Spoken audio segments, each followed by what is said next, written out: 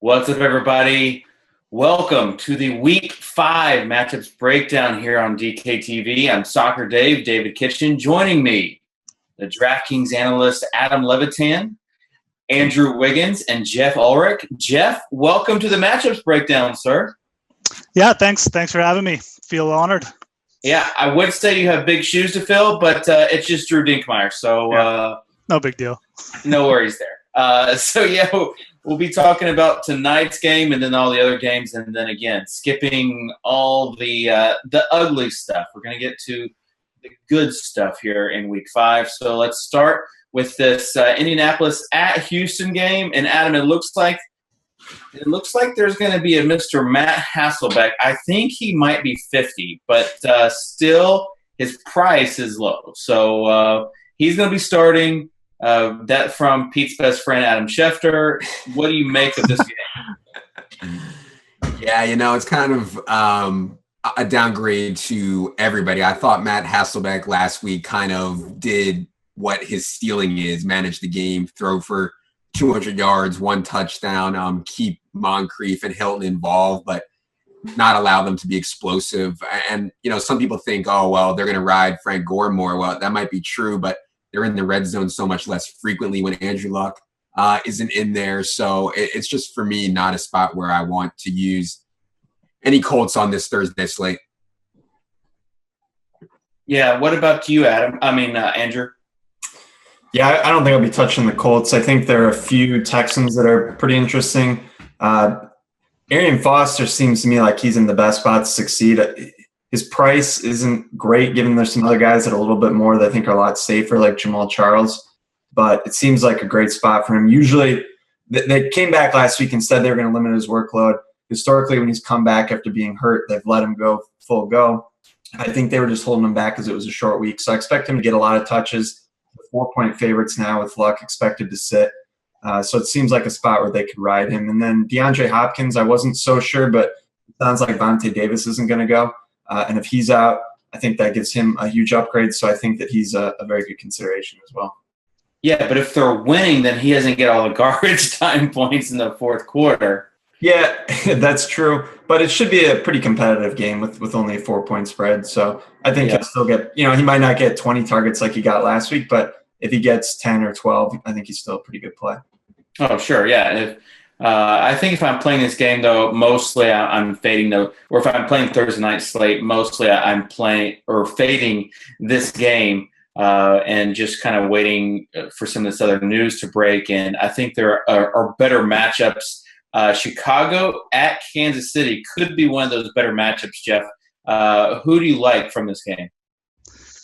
I think my main target is probably going to be Travis Kelce. He didn't play very well last week. But at the same time, the Bears have been pretty giving versus the tight end. I think that Kansas City as a team probably going to bounce back this week. I really like Kelce in the spot. I also like Jamal Charles. He's been getting a ton of usage, on the field for like 80% of the snaps. Pretty much a must-win for Kansas City, and they have a huge spread. Like, I was really shocked to see that they're 9-point favorites. So I'd expect to see a ton of Charles, and I won't be shocked if Kelce gets going this week too. Yeah, Andrew, what did you think about the spread? I'm not that surprised. The Bears, they played pretty well last week, but they're just not a good football team, and they're going on the road now. It's a little bit bigger than I would have expected, but one of the strange things last week was the spread was the Bears were 3-point dogs at home, and then Cutler was ruled in, and the line didn't move at all. So I don't know if people just expected Cutler to play or what, but I would have thought that the line would have been closer to pick 'em with Cutler playing. So not a lot of respect out there for the Bears. And yeah, it seems like it's a great spot for Jamal Charles where they're going to be up. The Chiefs just don't throw a ton in the red zones. Basically give the ball to Jamal Charles. Alex Smith threw 3 touchdowns week 1, and then he's only thrown 1 touchdown since then. And you just know that Jamal's going to get in the ball. So I'd be very surprised if he doesn't find the end zone. He seems to me like probably the top play of the whole slate this week. Oh, interesting. What about on the other side of the ball, Adam? Yeah, I think Alshon Jeffrey, if he plays, is really interesting because this is a guy who was 8,300 week 1, missed weeks 2, 3, and 4 due to injury, and now he's 6,500. It's like he didn't do anything wrong. He didn't even play, but now he's 1,800 cheaper. And he's facing a Chiefs secondary that has been the worst in the NFL against fantasy wideouts. Now, I know they got Sean Smith back last week, who is an interesting matchup for Alshon Jeffrey, but it's not one that Alshon can't win, assuming he's close to 100%. And if you believe the odds makers, then the Bears will be trailing a lot in this game. Exactly, and that means points for Mr. Forte as well. Mm-hmm. So, as far as this next game, Seattle at Cincinnati, I'll start with you, Adam, on what your thoughts are, especially with this running back situation in Seattle. Yeah, Cincinnati has been among the worst teams in the league against opposing running backs for a while now, and they do have a very good secondary. It's just very low total. Seattle going on the road, how bad Thomas Rawls looked on Monday night, and we're not going to know for sure the status of this until Sunday morning on Marshawn Lynch again, probably. I don't know, Rawls is an okay punt, I guess, but I might rather go with Boobie Dixon, or more likely I'll spend up at running back and punt at wide receiver and tight end and quarterback. You just want to say Boobie Dixon. You want to be the first one to say it, rather, on the show, because we will definitely be talking about Boobie later on the show. But I know you, Adam. That's what you wanted to say. Your thoughts about this game, Geoff? Yeah, I think if Lynch sits, Rawls is a pretty interesting play. The Bengals haven't been great against the run, so I could see him getting a lot of volume and just getting worked in the pass game too. So at 3,800, I would be willing to take the chance with him. I think he makes for pretty good value. Also kind of interesting, Tyler Lockett actually led the Seahawks in targets last week. He's only 3,400, so I think that's pretty interesting as well. I don't think I'm going to be touching anyone on the Bengals in this game. Maybe Tyler Eifert, the Seahawks kind of giving towards the tight end a little bit, but I'll definitely be staying away from their wide receivers. The D's just too good. There's just no upside, so. Yeah, and a wide receiver that does have a lot of upside, did not do anything last week, and was one of the reasons why scoring was so low. Julio Jones. Andrew, your thoughts on Mr. Julio this week in this game, Washington at Atlanta? I like him a lot. I liked him a lot last week, and the problem last week was that they just got off to a massive lead. I think they were up 21-0 in the first quarter, and they just didn't need to throw the ball, and he hardly even played in the second half. So it's a fairly big spread yet again. I think it's close to 7 points. So there is that risk, but that just doesn't happen that often, so it's not something that I'm too concerned about. I'm gonna try and get him in my lineups. He's a little bit expensive, especially with some of the other running backs that I like. But there's some decent cheap plays you can do. So I'm gonna try and fit in Julio because I expect him to get 10 to 15 targets, assuming the game stays relatively competitive, and there's a lot of value in there. Yeah. Adam, as far as Devontae Freeman, you had him in your cash games last week. Do you think you'll be in your cash games this week? Well, first, let me say I think this is just an absolute eruption spot for Julio Jones. The Redskins have just funnel all the action towards the pass game because they're so good against the run, and their secondary is so bad and beat up. I mean, no D'Angelo Hall, probably no Chris Culliver. They've lost Duke Nacho. They've lost their slot corner already to injury reserve. So it's just teams throw on the Redskins because you can be successful with it and because they're so staunch against the run. I'm certainly not fading Devontae Freeman. I mean, he is still going to play in the pass game. He is still going to play in the red zone. The problem is now he's the 7th most expensive running back on DraftKings, and he has the worst matchup that he's had so far during this run, and Tevin Coleman might be active. And if he is, I would expect Coleman to get 6 to 9 touches. So Devontae Freeman this week might not be in my cash lineup, mostly because I want to have Forte. I want to have Charles. I want to have Le'Veon Bell. I want to have some Dion Lewis. It's there's a lot of options that I think might give more value than Devontae this week, even though that's painful to say. Geoff, what about you reading this game? I mean, it is the 3rd highest over-under this week. What are your thoughts, especially towards the Washington side? I think there's a lot of value in this game, actually. There's a couple – I mean, first of all, if Djax doesn't play and Jordan Reed doesn't play, Pierre Garçon at 5,300 is pretty interesting. I know the Falcons have a pretty good shutdown corner in Desmond Trufant, but they've been pretty susceptible to number one wide receivers, and they've given up some pretty big games. Odell Beckham burned them pretty well. So Pierre Garçon is pretty interesting at 5,300. Should get a ton of targets. But there's value too. Jamison Crowder, rookie wide receiver, he had 12 targets last week, and he's only 3,500. So that's pretty interesting, especially if Jordan Reed's out. You also have Chris Thompson, who actually led the Redskins in snaps. He's basically a passing down back. DraftKings 1-point PPR scoring. That's pretty interesting to me too. So, and then also I'll just throw Leonard Hankerson. He led the Falcons in targets last week, only 4,000. Like you said, Dave, high scoring game, pretty good value. So there's lots to choose from in this game. I like targeting this game this week for sure. You're killing me, Geoff, because I thought of all those guys, I thought you were going to mention Derek Carrier. Oh, yeah. Minimum salary tight end this week. Andrew, I need to go to you because you're the tight end whisperer. Is he the next? I was saving it for Andrew. I was saving it. Yeah. There's a couple min tight ends that I think are in the conversation. Him, Tim Wright. But really, for me, if I'm going to save, I'd probably just go with Owen Daniels. He gets Oakland now. He's been a little TD dependent so far, but I don't know. I'm not quite sure what to do with tight end, so I'm hoping to hear some of the other guys. I mean, you can always just go Gronk. But I'm interested to hear what the other guys think as we go, because that's one position that I haven't decided on yet this week. Owen Daniels 2,700, and you know it's going to be an interesting week when Andrew Wiggins does not know what he's going to do with his tight end position this week. So let's move on to the next game, and it's not even a game that we will spend a ton of time on, but Jacksonville at Tampa Bay. Adam, I'll give you this stinker. How bad is this game going to be? Yeah, I mean, at some point, Mike Evans is going to go ham. He's too talented and getting too many targets from a quarterback who is willing to make mistakes down the field. I just don't know when it's going to be, but his price keeps dropping. I mean, I hate this line, but I think Mike Evans is a GPP play. New Orleans at Philly.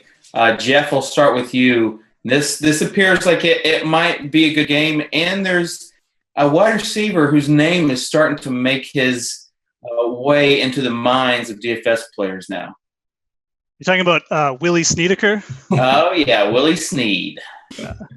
Yeah, with the way the Saints sort of spread the ball around on offense, Sneed's obviously only 3K, but he's been playing a lot. I think he's played like over 60. Yeah, he played 66% of the snaps in week 4. Been getting consistent targeting. I think he's been getting like 6 targets a game for the last 3 weeks. The Saints just spread it around. They don't do anything. They don't target one guy a lot. And at min price, if he's on field that much and he's getting 6 targets a game, the Eagles give up a lot of points to wide receivers. Why not use him as a value play? I think it's a great idea. I think he's a pretty good play this week. I also think that the Eagles pass game could get going. They looked pretty good last week against Washington. The Saints aren't exactly stellar on D. So I think I might be targeting the Philly pass game a little bit, but I'd like to hear what Andrew and Adam might have to say on that. So yeah, Andrew, and we'll talk about the pass game in a second, but the running back situation in this game is definitely interesting because you've got Sproles, you have just guys that catch passes like Spiller, and then Mark Ingram. I feel like 3 of those guys could be of value, but we really don't know what you're getting out of Sproles and Spiller, so they're probably going to be GPP plays. Yeah, I kind of think all the running backs are GPP plays. If I was going to pick one of them, it would be Ingram, but they're dogs in the game. He has been involved in the passing game, but he's just a little bit too expensive being on the road with their team total. It seems like a really good spot for Philly. Their team total's up around 27, I believe, which is the highest we've seen in a couple of weeks, and they finally had a nice week last week.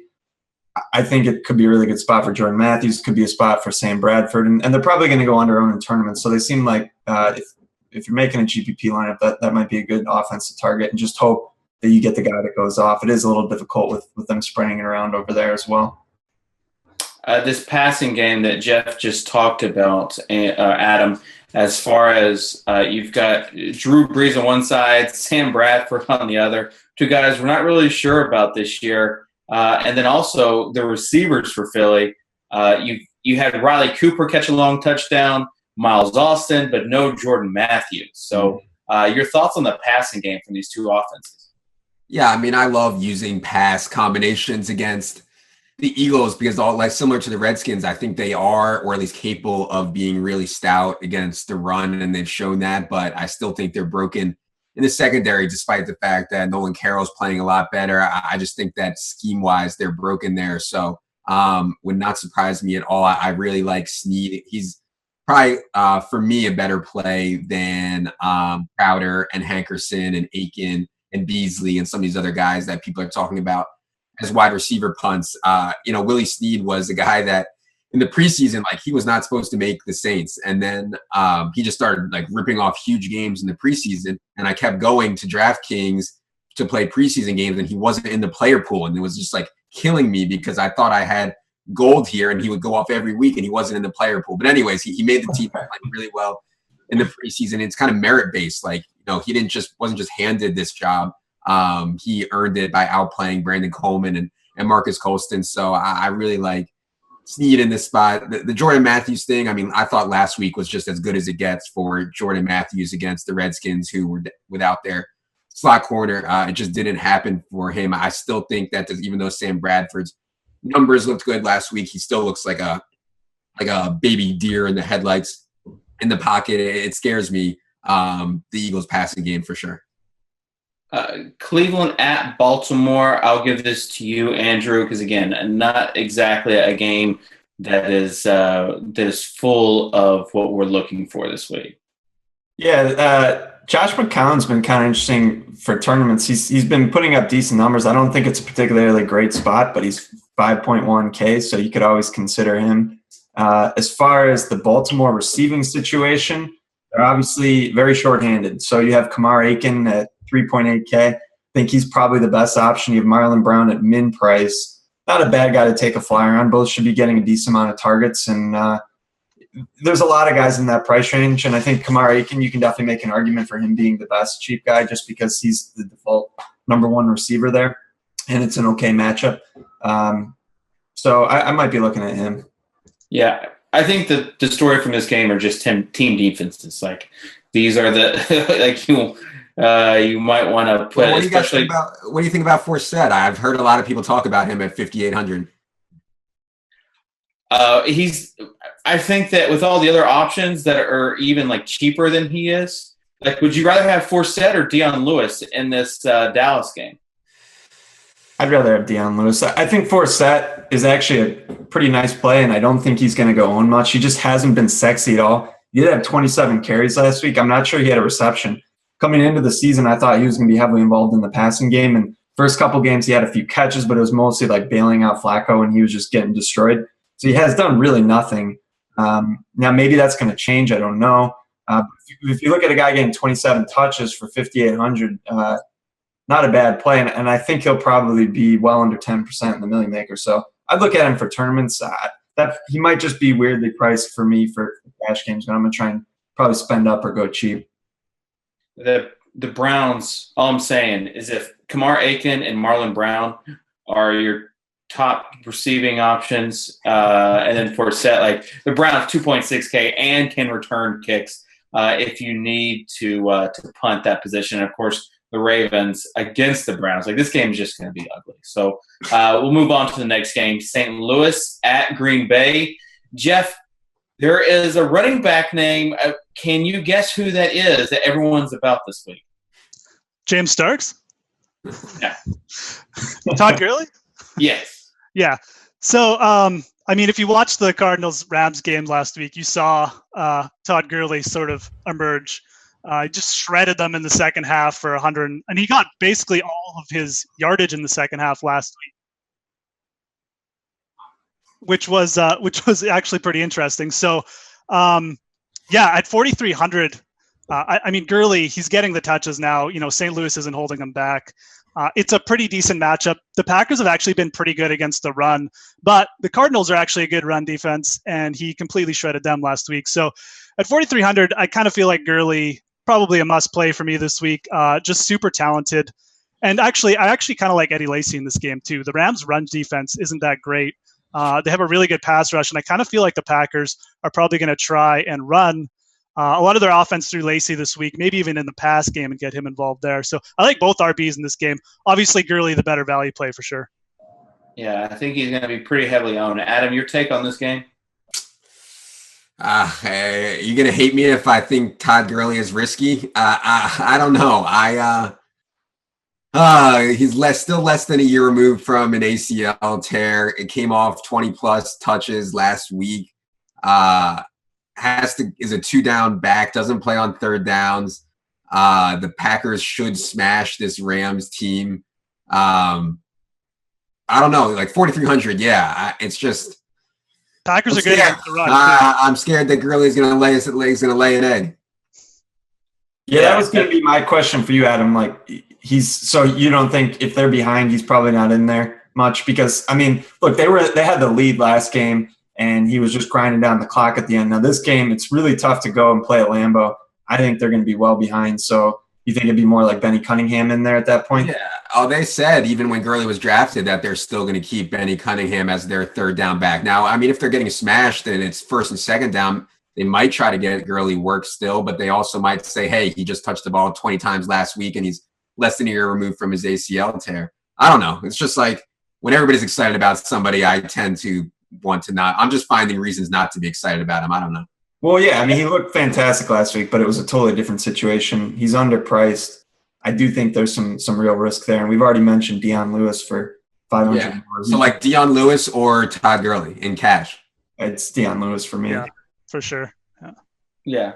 And I wouldn't agree. I mean, I wouldn't disagree with that too, but I'm also all about that hedge life. But Adam, I hear you, because it's kind of like the music thing, like, right? Like when everybody's all in on a band that you have been on before or something, like you're no longer on that band. An interesting stat though from TJ Hernandez, and since becoming the head coach in St. Louis, the Rams have been 7+ point underdogs 20 times and have averaged 26 rushing attempts in those games. And the other 32 games, 24.8 rushing attempts. So, their defense typically keeps them in games. Will they at Lambeau, though? Yeah, I mean, that's... Alec Ogletree's out, too. That's not good for them. Mm-hmm. As far as the Green Bay passing game, Adam, what are your thoughts here? Yeah, I think it's a nice bounce back spot for Randall Cobb, and he's like 2,000 cheaper than Julio Jones. And even though I think Julio Jones is going to absolutely erupt, I don't think that Randall Cobb's projection is that far behind Julio Jones, where it should be a $2,000 difference. I think going, instead of stars and scrubs, going down the middle tier to the Edelmans and the Randall Cobb types is an interesting play this week, because I think that kind of line will be under-owned in tournaments. Would you prefer Edelman at that $500 discount or Cobb for 7.5? Yeah, I would go Edelman just because I think Cobb's shoulder is like still a slight concern. So Edelman for safety, but I have no problem with either one. Yeah, I wouldn't say slight concern. I would say just slight concern, because the way that he came, like I thought he was done when he went down, and like it looked like his shoulder was just hanging in there, and then he came back. But would you guys play Cobb over James Jones this week, or?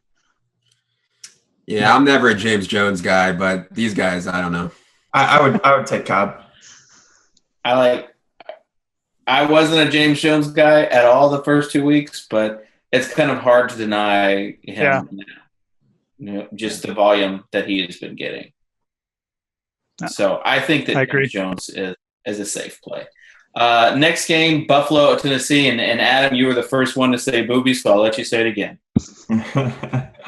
Yeah, so Carlos Williams is questionable with a concussion. LaShawn McCoy remains questionable with his hamstring. The Bills already announced that if both those guys are out, Booby will start. And there's talent questions with Booby, but I don't think it's the same talent questions as Devontae Freeman. Like Devontae Freeman was a second-year player that we didn't have a huge sample size on, that was at least a third-round pick, that some draft experts that I know actually like Devontae Freeman. Meanwhile, Booby Dixon has been in the league since 2010, has really done absolutely nothing, kind of looks like a fullback out there. I'd be worried about Booby Dixon now at minimum salary. I think he'll pay it off, but I think he'll need a touchdown to really get up into the 13, 14, 15-point range, because he doesn't really play in pass game, and the Bills are on the road against the Tennessee team coming off of a bye. Ideally, I won't be rostering Booby, but if it means that I can get like Odell and Julio, or like Charles and Bell and Julio, or something insane like that, then I'm willing to do it on Booby in Breast Cancer Awareness Month. Yeah, I was going to wonder if anyone was going to mention that. But yeah, ever since his days at Mississippi State, like, he's not a back that's going to outrun anybody. He's just a power back, like you said, almost a fullback. So I think also the concern is Tyrod, like his ability to rush it as well. So would agree there. On the Tennessee side, Geoff, do you have anything to add there? I don't really like the spot for Marcus Mariota. The Bills are a pretty good defense. Should be in a good bounce back spot. They've only allowed 3 300-yard games against them in the past couple of years here, and 2 of them have been Tom Brady, I think. So I don't really like the spot for Mariota. That being said, there's a couple value plays on Tennessee. I kind of like Delaney Walker at tight end. I really like using Walker. He's pretty athletic, can get you a big game. And Mariota's been really targeting the tight ends a lot. I think he's thrown equal amounts to tight ends and wide receivers so far this year. So he's someone I'd probably target on Tennessee, but otherwise I'm not huge into them this week. Yeah, and even Kendall Wright's price tag is probably too much for what his floor and ceiling is. Speaking of tight end, Buffalo, I forgot to mention Charles Clay, but obviously after last week, could have had a great week. Could have had an absolute monster week if that touchdown wasn't called back. So he's another decent option. This next game, though, Arizona at Detroit. Detroit coming off that heartbreaking loss, and then Arizona. As far as the passing game, Adam, what are you thinking about this Arizona offense at Detroit? Yeah, so typically going to Detroit can be difficult, but their defense is kind of a shell of themselves. I know they showed up big against Seattle on Monday night. Could be a slight letdown spot for them. I don't know. I like Larry Fitzgerald. I think Michael Floyd at minimum price is worth a shot in tournaments. I've gotten off John Brown, luckily, over the last few weeks just for volume concerns. I think Larry Fitzgerald's going to be popular at 6,800 again, and I don't have a huge problem with it. I'm just not hugely excited about it in this spot either. Would you rather play Larry Fitzgerald or for 400 more Keenan Allen? Keenan Allen is probably my favorite play this week at wide receiver. I don't think that's really too close. I mean, both Malcolm Floyd and Stevie Johnson are hurt, and this is a Monday night game against the Steelers at home. I mean, we can get to that, obviously, but I think Keenan Allen and Phillip Rivers are going to be 2 of the most popular plays this week for good reason. All right. Anybody else that you like in this game, Geoff? Michael Floyd actually sort of showed up. His targets have been increasing. He's a punt play, obviously. He's only min price. But like Adam was saying, Detroit's kind of a good target on offense. So maybe for tournaments, maybe Michael Floyd. He's a deep threat. He doesn't convert many of his targets into passes. He's got like a 50% conversion rate. But a lot of them are deep targets. So if he catches one, he's probably going to score a touchdown. Also kind of interested in Amir Abdullah. He looked really good last week running. He just was facing the Seahawks. He's only 4,100. I think you could give consideration to him. He's at home, always capable of a big play. Both guys are just GPP plays, though. For me, I wouldn't trust either of them. So, yeah, this is like the epitome of a GPP game. It seems like this next game though should be fun, and it's in the later slate of games, and so hopefully everybody will be watching. Andrew, I'll let you start with New England at Dallas. Yeah, so the Patriots have been pretty clearly the best offense in the league so far this year. They're coming off a bye. Big spread, I think 8.5 or 9 points. I expect them pretty much to roll, even though they're on the road. A lot of guys you can consider from their offense. Brady, he's a little expensive, and there's some cheaper options, but he's so safe. Like, you almost can just put the 300-yard bonus in the bank with him. You got Deion Lewis, we already discussed him. The only concern with him really is if they get out to a big lead, I think you could steal out of Blunt, kind of like you did last game. And then I think maybe the best target on the offense is Edelman, because he's just a little bit too cheap for the volume he's getting at 7K. And then I have to mention Gronk, of course. He's also too cheap. So really, you can't go wrong with any one of those guys. And I think they'll probably be the most heavily owned players on the slate. I would agree with that for sure. I mean, you've got a decent total here. You've got New England as pretty big favorites. And like you said, Deion Lewis, Gronkowski. And I really feel, we've talked about it before, but Adam, I really feel like with the way that the pricing has been this season with wide receivers and tight ends, like you can make the argument for using 2 tight ends with Gronkowski being one of those tight ends. Yeah.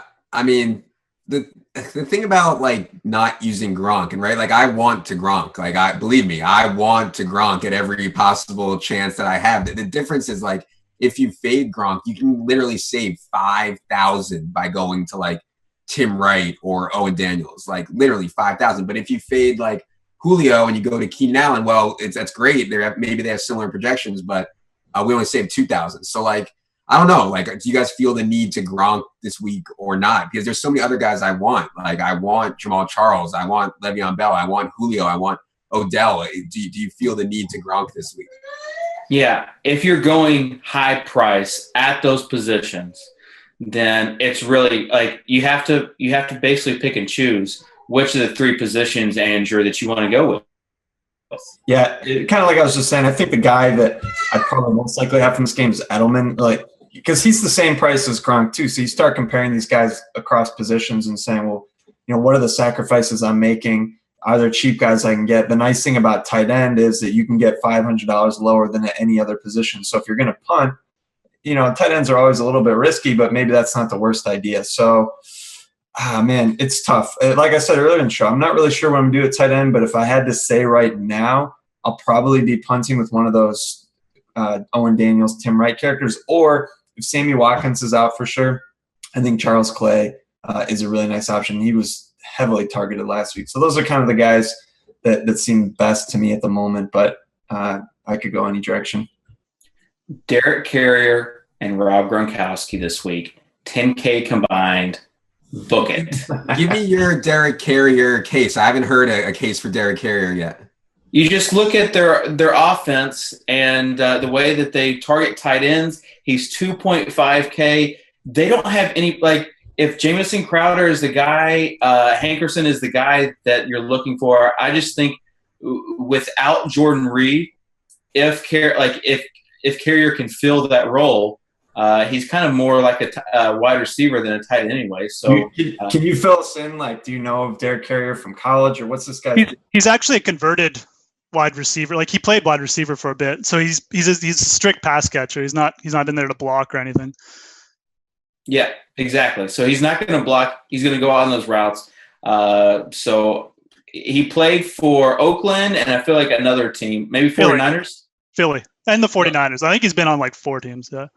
Yeah, so he's a journeyman, but that's not a good sign. You have to convince that like four teams is not a good sign. You're not convincing Adam. No, I'm getting convinced. 4 teams is scary though. Yeah. Yeah, but the thing is, like, if you're kind of in that hybrid where you convert from a wide receiver to a tight end, like tight ends have to block, and he's not a blocking tight end, so like he's only good for one thing. And that's the same thing about Tim Wright. Yeah, sure. And I don't have a problem with either of those guys. I made a bet in the preseason that Owen Daniels would have a game with 3 touchdowns this year because I didn't realize that Peyton Manning was toast, and it just seemed like that would happen. If it's ever going to happen, it's going to have to be this week. So, what about Virgil Green though? Yeah, I mean, that doesn't help. But Owen Daniels he's been out there for most of the snaps, and he's not really being targeted, but he has been getting targeted in the end zone. So yeah, maybe we can get one of those vintage Peyton 3 TDs to 1 guy game. Yes. And Adam is just shaking his head.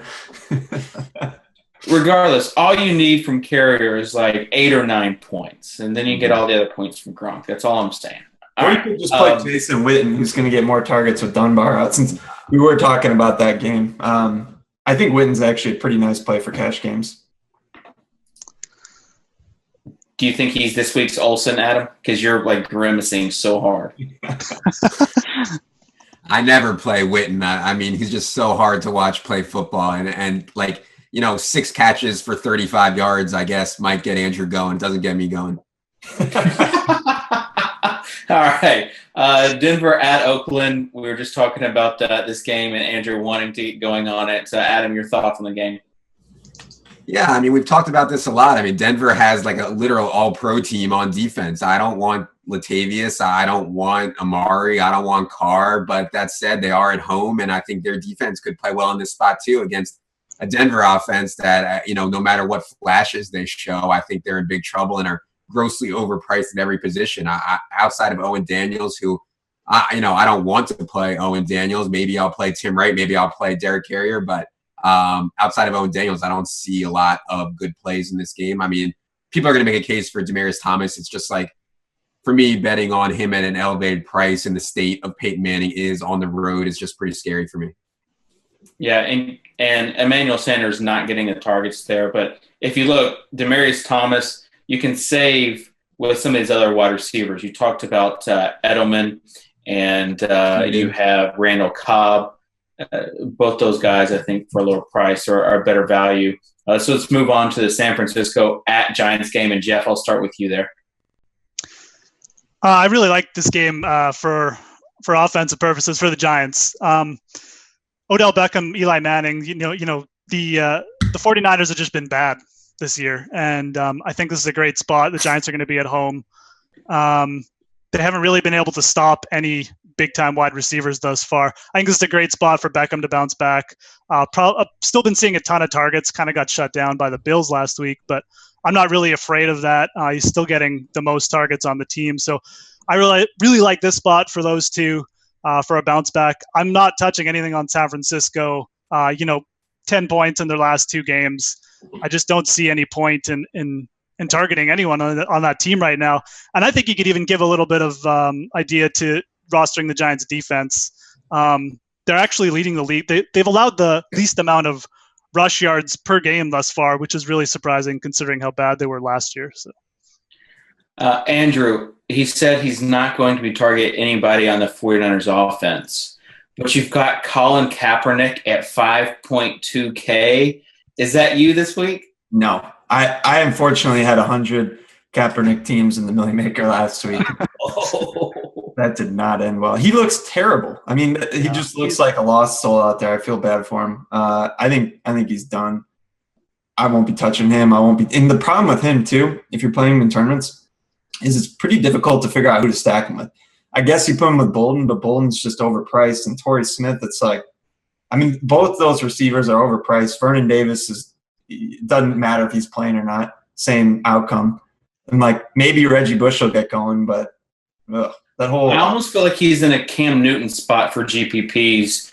Like as far as you don't have to stack him with anybody because you're hoping for 100 rush yards and a couple TDs. I mean, that's what I mostly did last week, but I just think that generally that's not ideal. You'd rather have a quarterback that some of the great stacks, like on the other side, the great thing about Eli and Beckham is that that Beckham's going to be the number one guy no matter what. And I think that both those guys are a little bit overpriced, so I wouldn't look at them in cash, but they could kind of be the forgotten duo this week. And they're really in a great spot. So I think, like Geoff was saying, that they're a really nice GPP target. But yeah, don't touch Kaepernick. Adam, you're going to echo those sentiments. I mean, look, I'm all for min-price quarterbacks, but it's just I had a lot of Kaepernick last week too in big tournaments. This spot against what I think is a pretty underrated corner duo in Prince Mukamura and Dominique Rodgers-Cromartie, it's just hard for me to pull the trigger on Kaepernick. I agree with those guys that Odell Beckham is also in an eruption spot, and he'll be way, way, way less owned than Julio Jones because they're similarly priced and everybody wants to be on Julio. Yeah, I don't know. I don't have a ton of plays outside of Beckham in this game. All right, the last game, and by the way, Beckham on Sunday night, remember what he did last year? Just went absolutely ham. So it would be fun to have him on your team if he's doing well in this game. And the next game also, I feel like we've got two good primetime games. San Francisco at the Giants, and then Pittsburgh at San Diego. And all the Le'Veon Bell, it seems like this week. You said who said that Jamal Charles was the highest? It was going to be the highest play this week.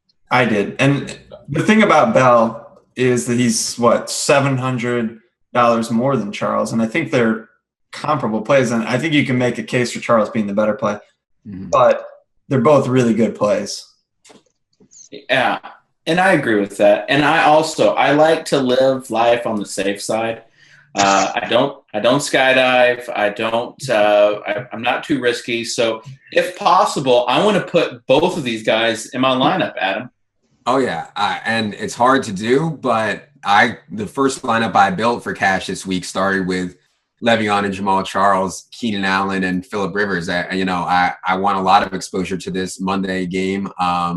We talked about the injuries to the receiving core. I think Gates coming back is a red zone factor. I don't think, especially an unsteroided Antonio Gates is going to come back and start dominating at age 35. So, Pittsburgh has no answer for Keenan Allen. He's way down at 7,200 and getting a ton of volume lately.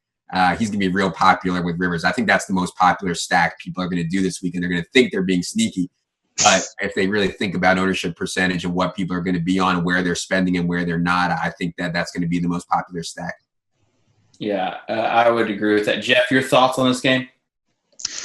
Yeah, like you said, I'm kind of looking forward to this one. It should be fun. Two defenses who probably give up a lot of points. Might bet the over in this one. I'm kind of surprised to see it was only 45, but I guess maybe that's a little bit of Pittsburgh's limitations with Mike Vick at QB. I don't know. I guess you could give consideration to using Vick. The Chargers just aren't that good against the run either. I'm not probably going to do it, but, I guess you could give consideration to it if you think that Pittsburgh's going to score a lot. I'm probably just going to target Le'Veon Bell from the Steelers.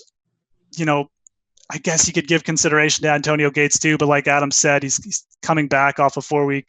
He's like 35 now.